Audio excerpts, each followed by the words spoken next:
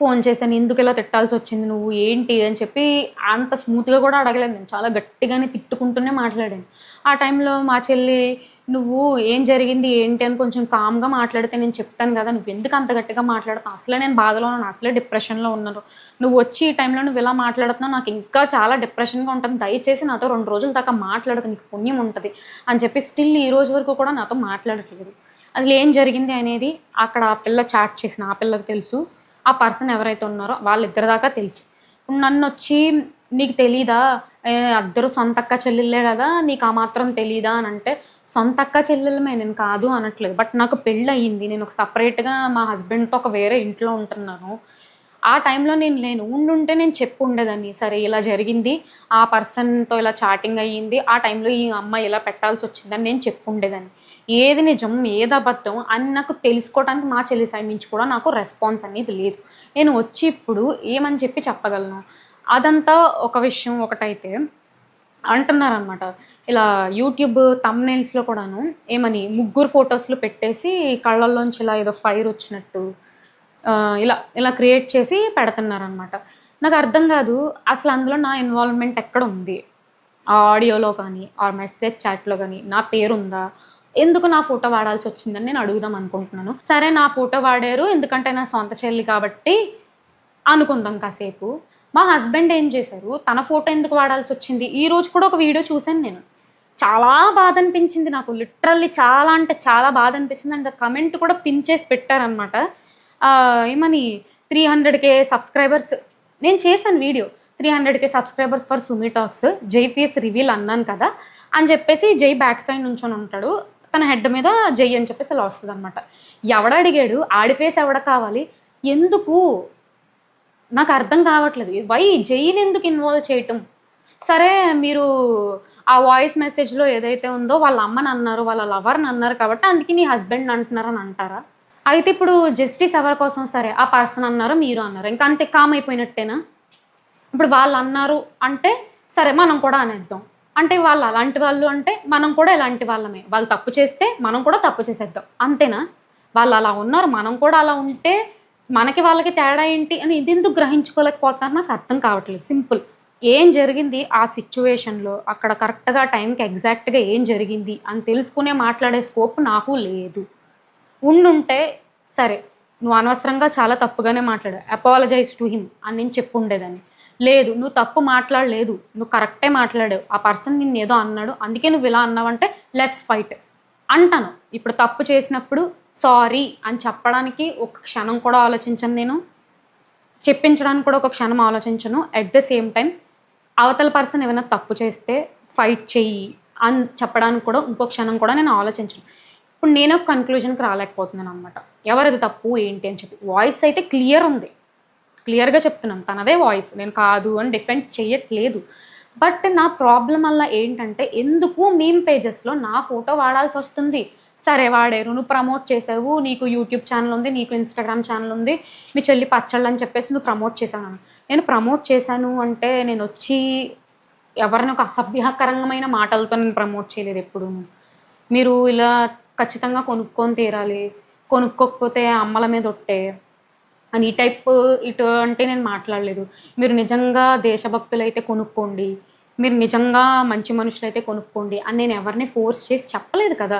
నా ఛానెల్‌లో ఆర్ నా ఇన్‌స్టాగ్రామ్‌లో వాటెవర్ ద వీడియోస్ నాకు సంబంధించిన పర్సనల్ సంబంధించిన వీడియోస్ ఏవైతే ఉన్నాయో, అందులో ఎక్కడైనా ఒక్కరి గురించి అబ్యూజివ్‌గా మాట్లాడడం గాని, ఒకరిని కించపరిచి మాట్లాడడం గాని నేను ఎప్పుడూ చేయలేదు.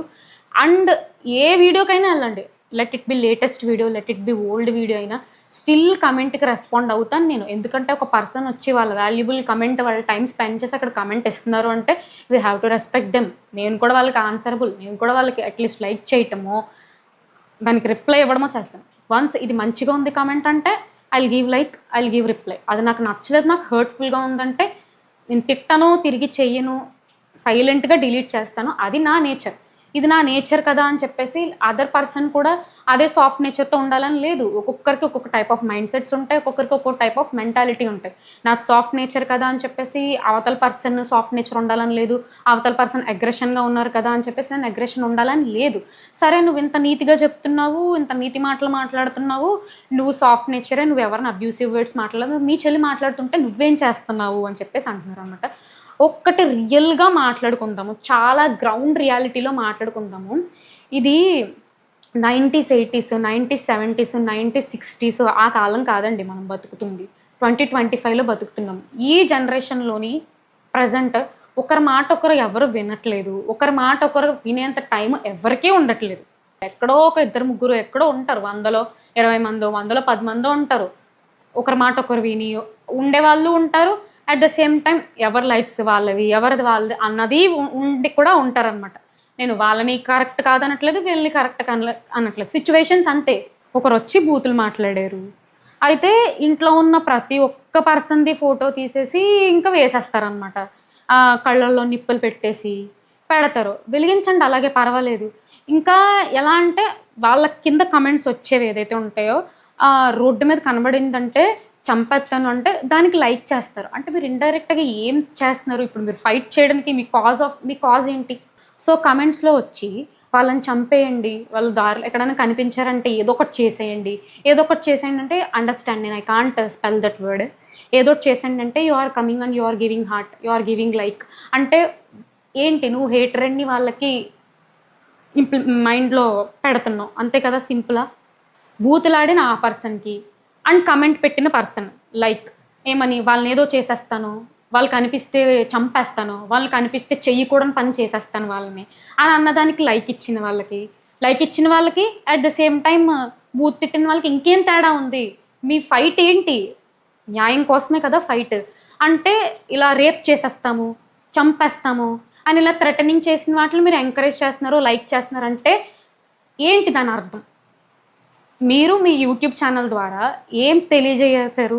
ఆ బాధితుడు ఎవరైతే ఉన్నారో అతనికి ఇలా జరిగింది, దిస్ ఈజ్ వాట్ హ్యాపెండ్ అని చెప్పేసి ఒక మంచిగా వీడియో చేశారు. నేను చూసాను, నాకు సరే బాగానే అనిపించింది, ఓకే ఫైన్. కమెంట్స్ వచ్చినాయి, అవి చదువుకున్నాను, అంతా బాగానే ఉంది. మీరు వచ్చిన కమెంట్లోని ఇలా చేసేస్తాం వాళ్ళని, ఇలా చంపేస్తామంటే అరే వాళ్ళు అలా ఉన్నారు, మనం ఎందుకు అలా ఉండాలి, మనం న్యాయంగా ఫైట్ చేద్దాము, మనం ఎందుకు క్రిమినల్స్లా మారడం, వాళ్ళని అలా చేయటం అని మీరు చెప్పకుండాను దానికి మీరు లైక్ చేస్తున్నారంటే యు ఆర్ సపోర్టింగ్ దెమ్ కదా. అప్పుడు బూతులాడిన వాళ్ళకి మీరు సపోర్ట్ చేసిన వాళ్ళకి ఏం తేడా ఉంది నేను తెలుసుకుందాం అనుకుంటున్నాను. చాలా సింపుల్. నాకు అంత ఏమంటారు, ఎడిట్లు పెట్టి ఇలా నిప్పులు పెట్టి తల మీద కొమ్ములు పెట్టి పళ్ళకి ఇలాగా డ్రాగన్ పళ్ళు ఇటువంటివి పెట్టి నాకు అంత ఎడిట్ చేయడం రాదు. మీ అంత మంచిగా మాట్లాడటం కూడా నాకు రాదు. నాకు వచ్చిందల్లా ఒకటే, ఏదో ఒకటి ఉన్నా స్ట్రైట్ ఫార్వర్డ్గా మాట్లాడతాను. నాకు జరిగింది ఏంటి మరి నేను చెప్తాను అంతే.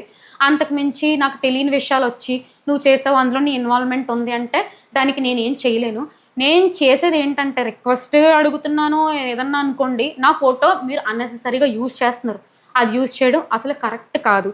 స్టిల్ మేము యూజ్ చేస్తాము అని అంటే మీ ఇష్టం, అది నేను కూడా ఇంకేం చేయలేను. నేను చెప్పడం అయితే చెప్తున్నాను అనమాట. అండ్ ఈ వీడియో ఎందుకు అంటే నన్ను సపోర్ట్ చేసి ఎవరైతే సబ్స్క్రైబర్స్ ఉంటారో వాళ్ళకి నేను ఆన్సరబుల్.